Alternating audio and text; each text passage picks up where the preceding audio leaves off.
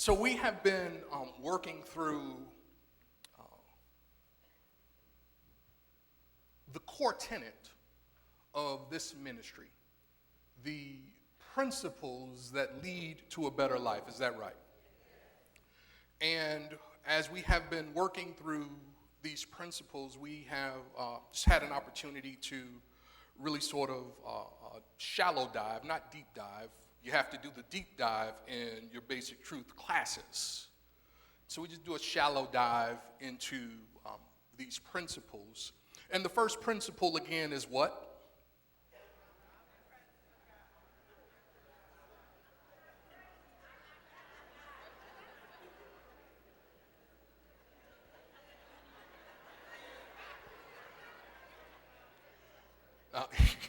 Either, so there are a number of things running through my mind. Bear with me. Either I didn't do a good job, and or some of us need to get back in class, and or our memory is a little shaky, and or most of you who are here have not been here over the course of the month.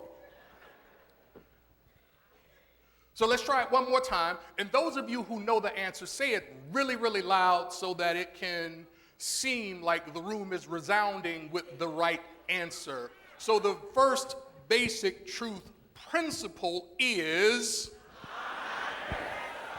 yeah, come on, talk to me. Act like you know. Make me feel like we're doing something here. And so the omnipresence of God again reminds us of the nature of God. It reminds us of some of the attributes of God. It brings us back to the realization that God is good, and if God is good, God's will for each and every one of us is good. Yes?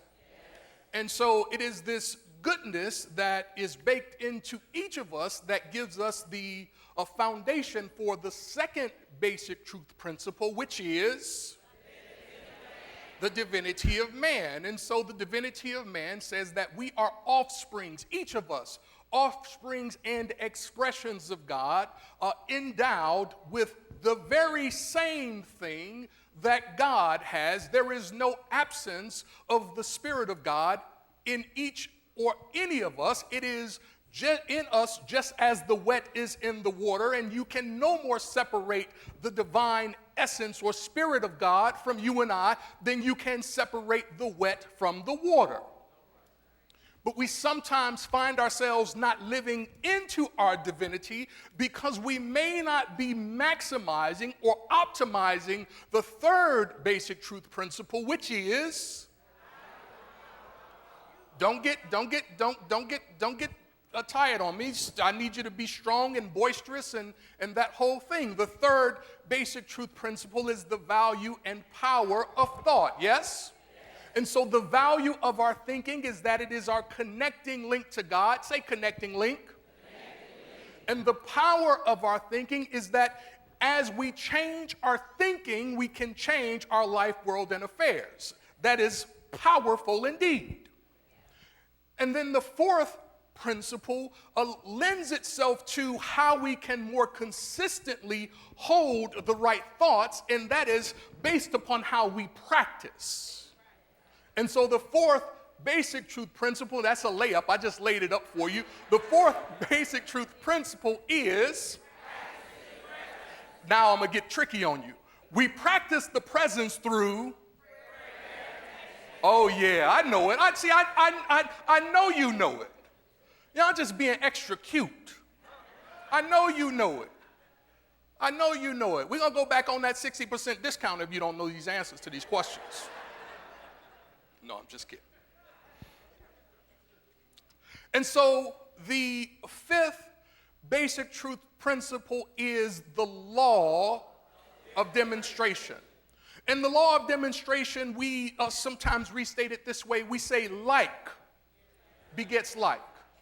And we also say that as children of God, we each have some very particular responsibilities as it relates to this law of demonstration. And those responsibilities, you've probably heard them described as the Wright brothers. Have anybody familiar with that? And so our responsibility as children of God is right,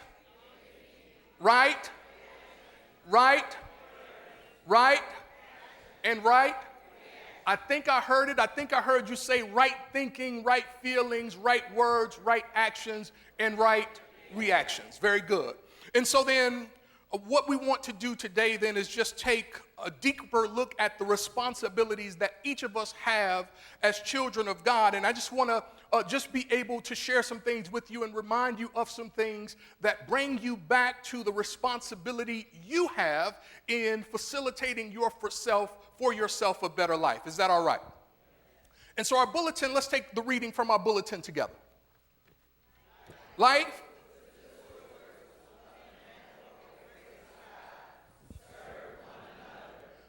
Whatever gift each of you has received. Excellent. Law. The faculty of mind that holds every thought and act strictly to the truth of being, regardless of circumstances or environment. Thoughts held in mind produce. And then universal law is excellent. And so then the first 4 principles, put this in your notes. The first 4 principles are intended to help us shift in consciousness. The first 4 principles are intended to help us shift or grow or build consciousness before changing behavior. So the first 4 principles help us build the consciousness that give us the ability to change the behavior. Are you with me? But this 5th principle, the law of demonstration, informs me that I must recognize the responsibility I have to integrate my divine essence into my everyday life. See, my responsibility is to integrate the God that is within me and let it demonstrate in my everyday life. See, there are some places where you ought to show up and people just ought to know without you telling them. They ought to know, they ought to sense, they ought to feel, they ought to perceive that there is something different about you, not because of what you said, but because of what shows up before you ever arrive. See, when it comes to demonstration cannot be denied. So I love the founder used to say, you don't have to argue with people about what I'm doing. He said, just tell them to drive by it. Because some things are just self-evident, right? And so then when we look at the responsibility that we have to make sure that we integrate our divine essence so that it expresses in our everyday lives, that brings us back to the crux of practical Christianity. It brings us back to the crux of practical spirituality.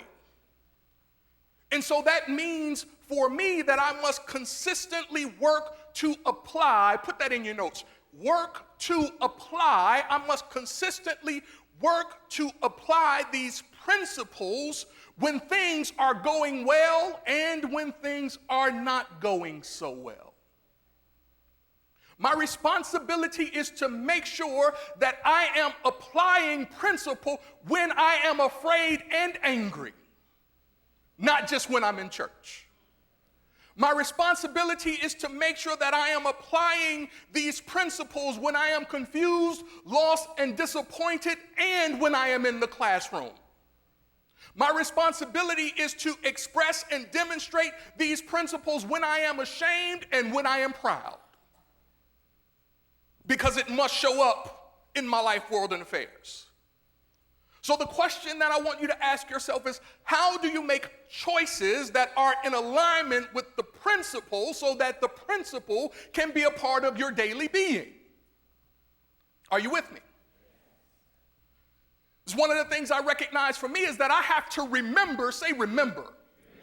I have to remember that God is mighty in the midst as life, love, wisdom, power, substance, joy, peace, abundance, and health and every good thing. I have to remember that. I have to remember that both you and I are divine, especially when one or both of us starts to act crazy.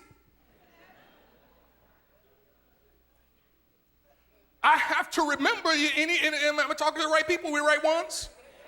I have to remember that it is this moment's thinking that is creating my next moment's experience. See, if I knew beyond the shadow of a doubt that what I am thinking in this moment is the chair that I will sit in the next moment, something tells me that if I were on the front end of that awareness, I might change what I'm thinking. I have to remember to pray for you. When I see you in the line at the grocery store and your ability to do itemized counting is off. As I'm looking in your cart,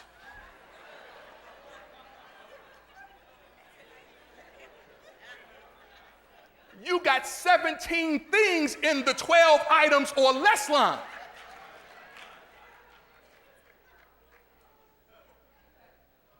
And rather than complain about you,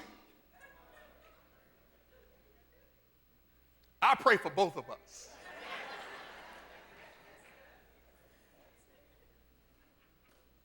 See, sometimes it don't have to be that deep.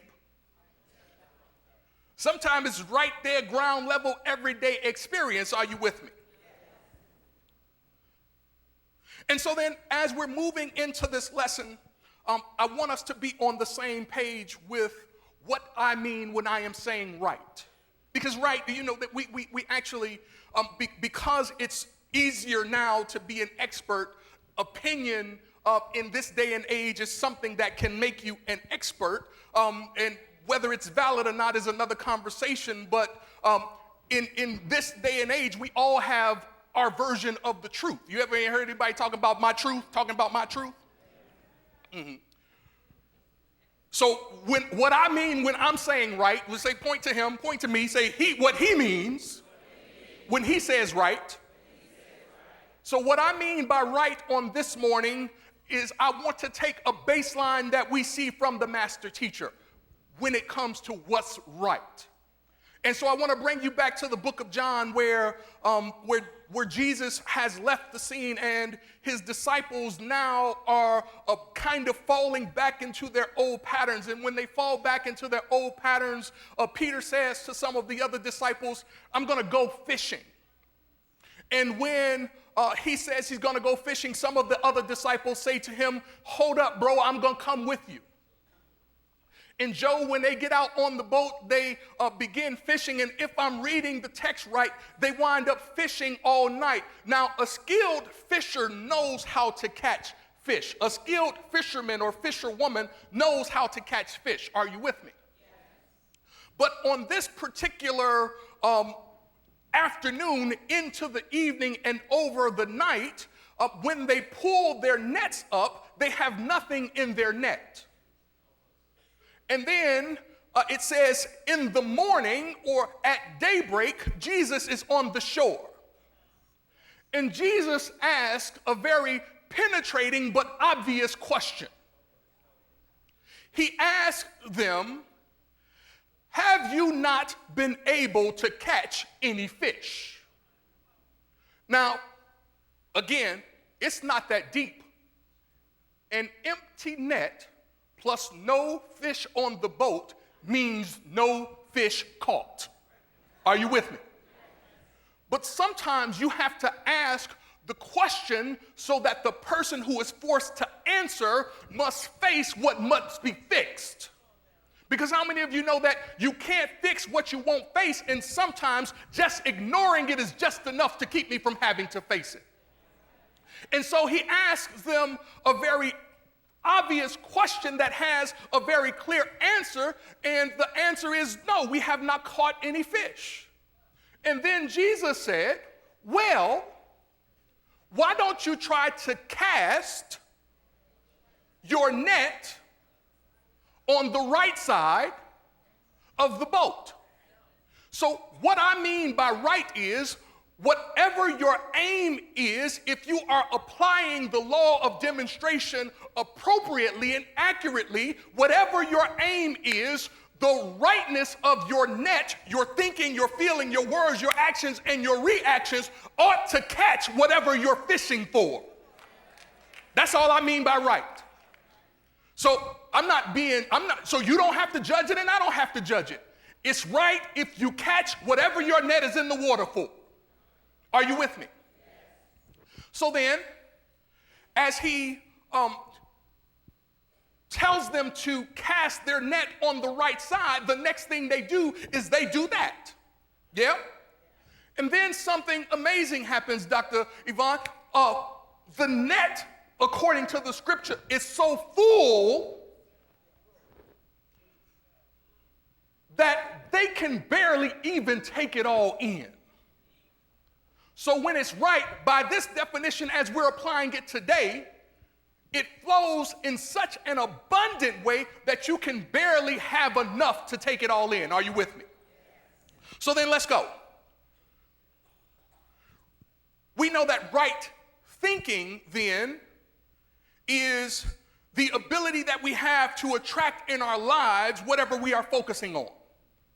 So one of the questions I want you to ask yourself is, what am I focused on? Because if I focus and I do it rightly, I might catch what I'm after. Let me also turn the question on its head and ask you this. What are you catching, or what have you caught? Because that which you have already caught is an indication of where your net is cast rightly. Here's what I mean. Right and wrong can be relative when it comes to the law of mind and action. See, the universe is not concerned, God is not concerned with whether or not you deem the conversation right or wrong. But it is the law of your mind in action that must catch that which you set your trap out for. See, I told you on last week that prayer was what? I said prayer was a trap, did I not? And so prayer is a trap or a sort of a net that's intended to catch whatever you're dropping it in the water for. So I need for you to take a look at what it is you're thinking, because your thinking, your present thinking or your past thinking has already caught some things for you. And here is what I want you to know. You should not ignore what you've already caught. Because if you ignore what you've already got in your net, when you put your net down next time, if you don't change the way you think, then you will catch more of what you already have. Are you with me? Because it is the law of thinking that uses the power of mind to translate whatever my thoughts are into my material reality. So how did I get it? I thought it up. And because the law is no respecter, it does not concern itself with whether I am doing it consciously and intentionally or not. It just works. It doesn't stop to ask me, are you serious about this? It doesn't stop to ask me, do you really want this? It doesn't stop to ask me if you're committed to this. It says this is the thought that you're holding. It assumes that you must want it. Are you with me?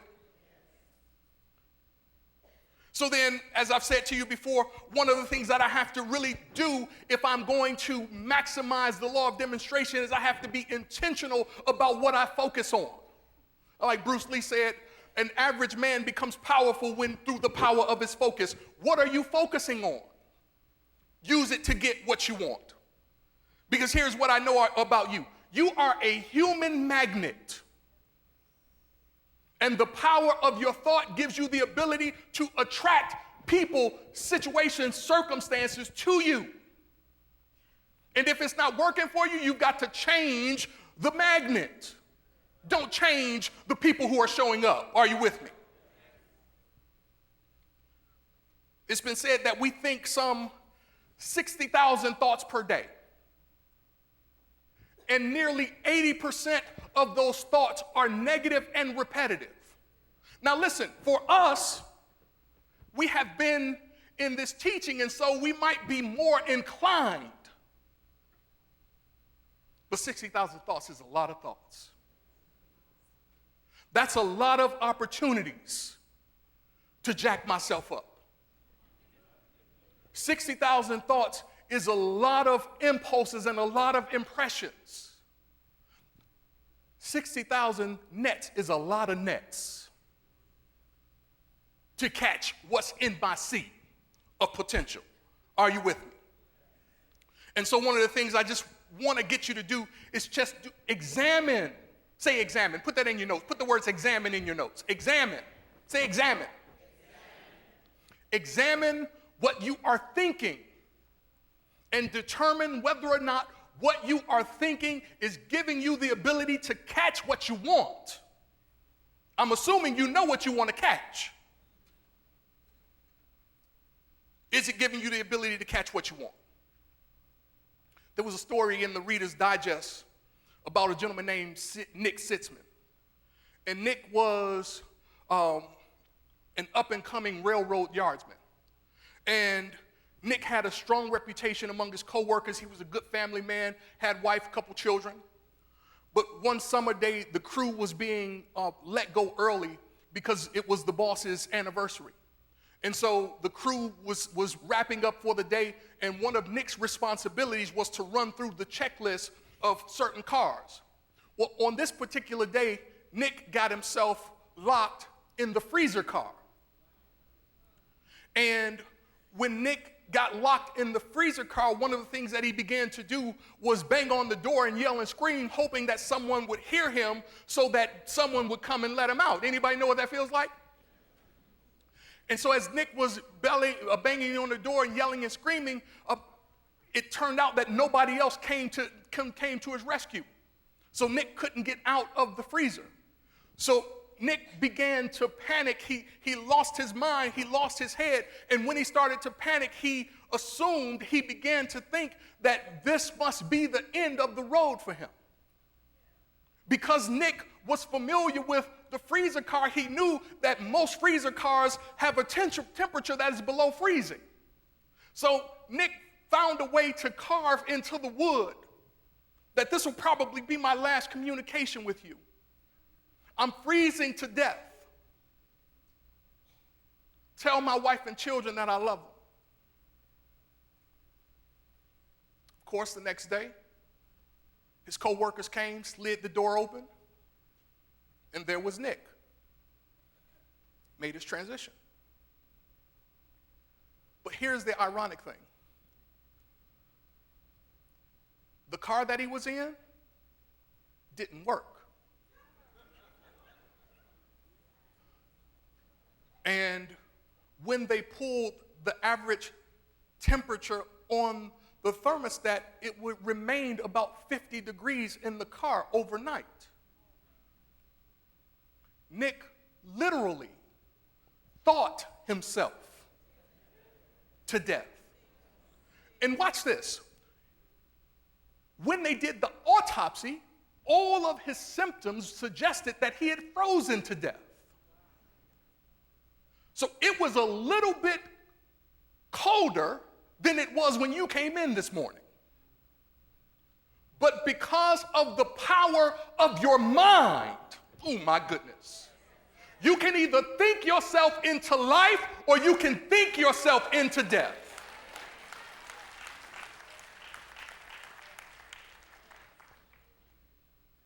You have to watch the power of your thinking. You have to make sure that you think right thoughts. When it comes to the feeling nature, So the responsibilities that we have as children of God in expressing the law of demonstration is right thinking and also right feeling.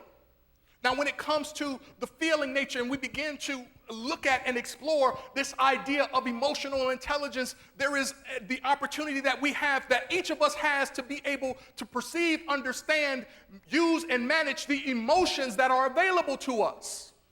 But I submit to you that most of us stay stuck emotionally because we try to apply certain patterns of old emotion because they helped us in the past. But I just want to let you know, just because a state of mind and emotion was available and workable for you in one season of your life, it does not mean that you can hold that same emotion and be effective in the next stage of your life. Let me show it to you in the scripture that I used. See, we were looking at disciples who were PC or PJ. They were post an experience with Christ. They were post an experience with Jesus. And so on the other side of trying to fish, they were trying to fish the same way they fished before they walked with him. But how many of you know that you are not the same on the other side of the walk? You have to stop trying to fall into the same patterns of anger. You know you ain't even mad. What you tripping for? You know it's just dirt on your shoulders. Why you angry? Why you hurt? Why you afraid? You know you've done it before. You've seen the healing power work in you before. Why are you tripping? See, we emotionally, we forget that we've used it before. But it's easy. But the word I really want to use is lazy. It's lazy to fall back into the rut of an old emotional pattern. And just because it blessed you in the pre-Christ you, it does not mean that it will be available for you in the same way. And so you have to be willing to use the right feelings. You have to be willing to hold the right emotions. You have to be willing and committed to holding the right beliefs. All of these are a part of your subconscious nature. When we try to support new experiences and new ideas with old belief systems, sometimes we find that the old belief system is insufficient to hold what God is trying to do in, through, and as you in this upcoming season.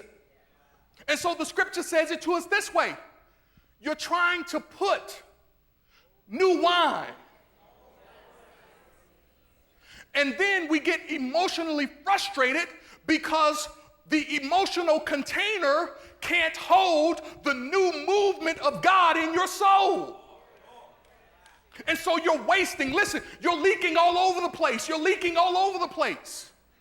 remember one of my wonderful gentleman who out of the kindness of his heart was doing he was giving me a wonderful service. And when I say give, I mean he was doing it for free.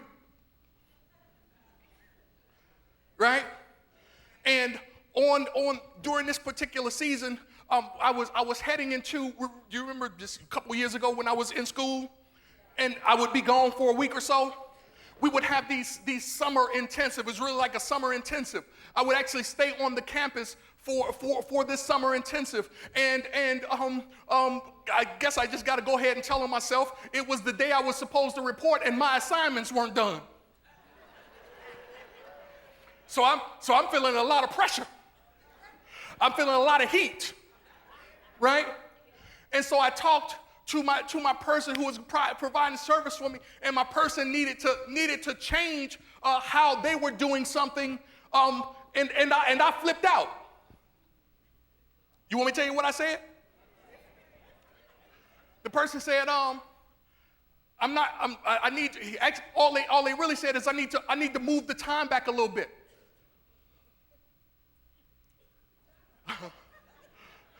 This was pre-Christ, y'all. Well, maybe not pre-Christ. It was pre some level of growth. And I said, did I tell y'all the person was doing it for free? The person said, I need to push the time back a little bit.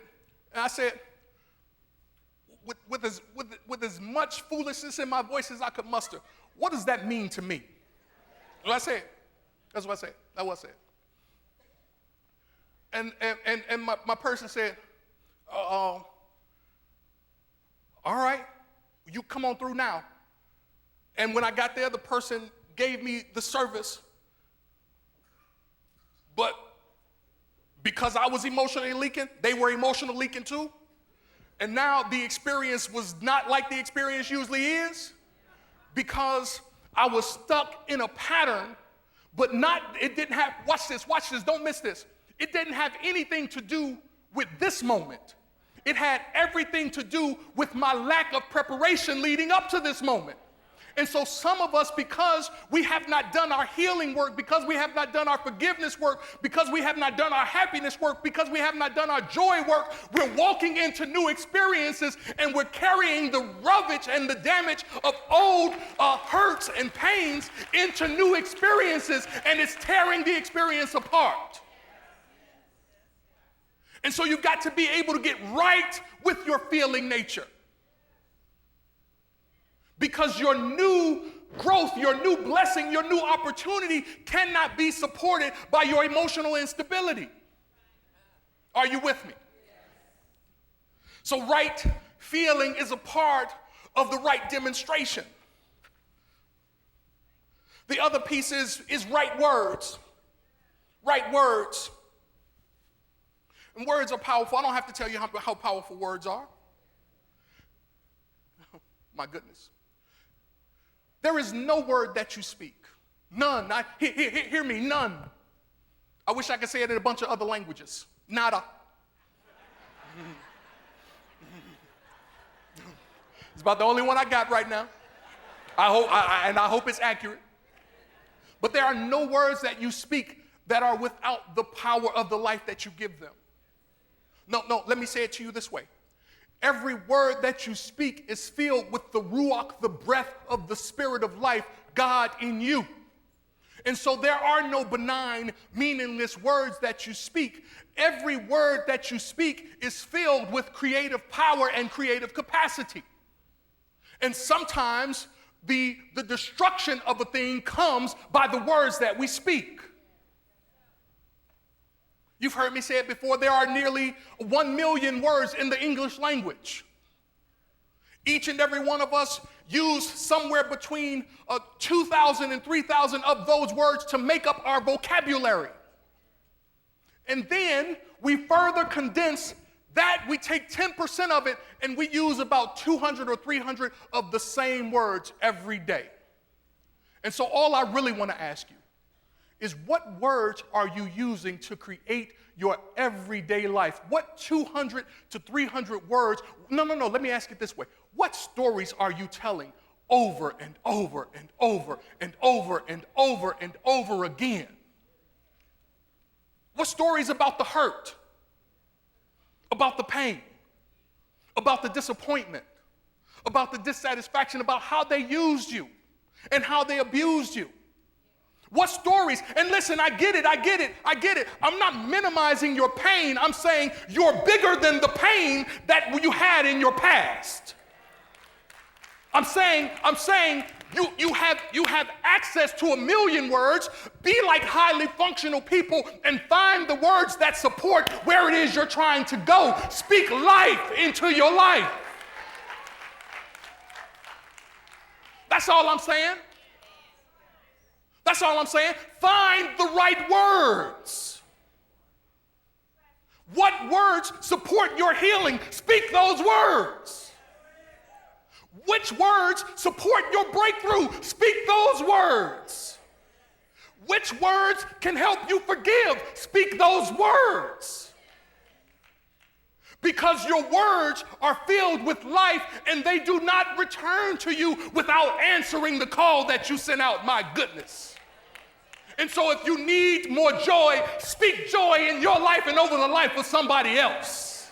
If you need more peace, speak peace into your home and your family and your children all up and down the block. As you're moving in the backyard, just speak to the neighbor, talk to them, speak love and peace. Speak it. There is power in your spoken word. But you've got to use it the right way. Because clearly, there are some words that we speak that trap certain things for us. And the words that I speak are the net that I'm putting in the water. And because the law is no respecter of right and wrong, it is just giving me the fulfillment of the words that I'm speaking. And so I just want to ask you, what's in your net? It'll give you some insight into the words that you've been speaking.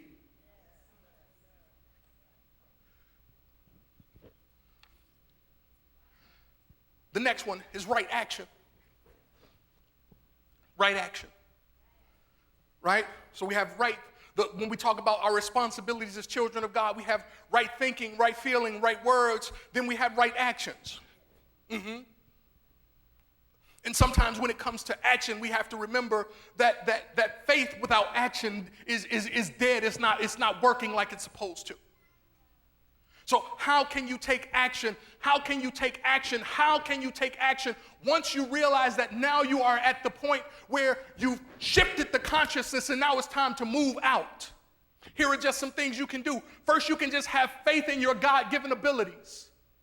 And listen, I know there are some of us who have been told ever since we've been on this planet that there is no place for us to go. There is no safe refuge. There is no place for you to be successful. There is no way you're going to be successful. There is no way you can do it. You're not smart enough. You're not tall enough. You're not old enough. You're not young enough. There is no way that you can do it. And I want to tell you to tell them, don't tell them with your words, but tell them with your actions, because when they see you doing what they say you can't do, they have to confront the fact that they mad because you're doing it. So get busy doing it. Don't complain. Get busy doing it. Take massive action toward what you want to experience. See, what I at least appreciate about the disciples is when Jesus was no longer there, they didn't sit on the shore talking about, the teacher gone, y'all. What we gonna do now? Kicking sand.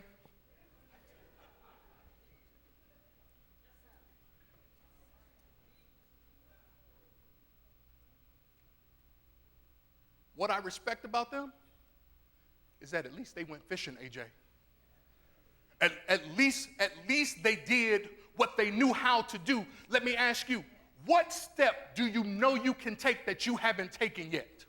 What next simple step do you know you can take? Is it a class? Can I be 1,000 with you? You want a better marriage? What step in class can you learn about you that can help your marriage? You want more money? What class can you get in that can pique your interest and open your mind and your soul just a little bit more so that God can drop an idea in the space that was closed before? What step can you take to facilitate your own success? What step can you take to be a part of your own rescue? Stop waiting for somebody to show up and save you. You've got to be willing to take your responsibility and save what you can save and step where you can step and take action where you should take action. And then there's the right reaction. I love right reaction. I love right reaction. Here is what I love about right reaction. Here is what I love about reaction. It's not planned. Just simple, just real simple. It's not planned. See, somebody gives you that funny look, and something just jump out. That's not planned, but it is implanted. And so what reaction does is it shows us the subconscious disposition of what has been planted, so that when the rubber meets the road, as Reverend McDowell would say, what must show up is that which has been implanted. So that which is impressed is what must be expressed. When somebody shows you hate, the question is not whether or not you can match them hate for hate. The question is whether or not you have enough teaching of truth down in you to give them love for the hate that they give you. I like my sister, Jill Scott. Hate on me, haters, now or later, because I'm going to do me. You can be mad, baby, but you got to be willing to tap into the resource of what you have. Now listen, can I keep it to you? Can I give it to you? Can I keep it 1,000? Can I keep it $1 with you?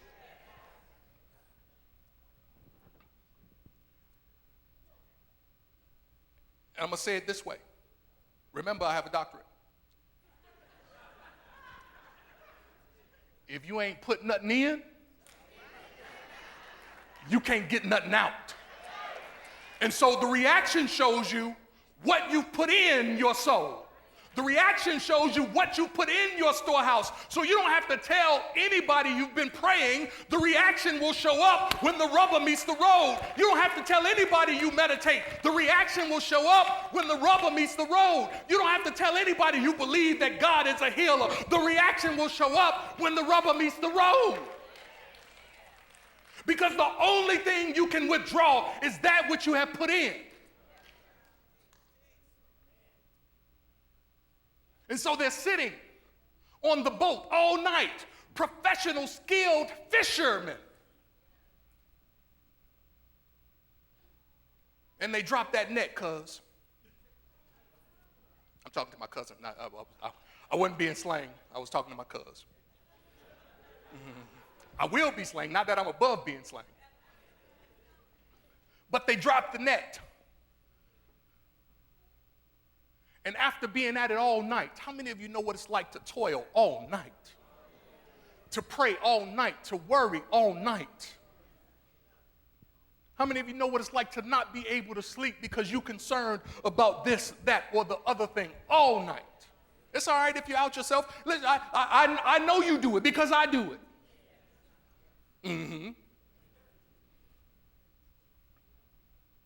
But then there is just this one change in the disposition. There is this one shift. And when the shift is made, my God, because here is what it does not say. It does not say, AJ, that Jesus added fish to the water.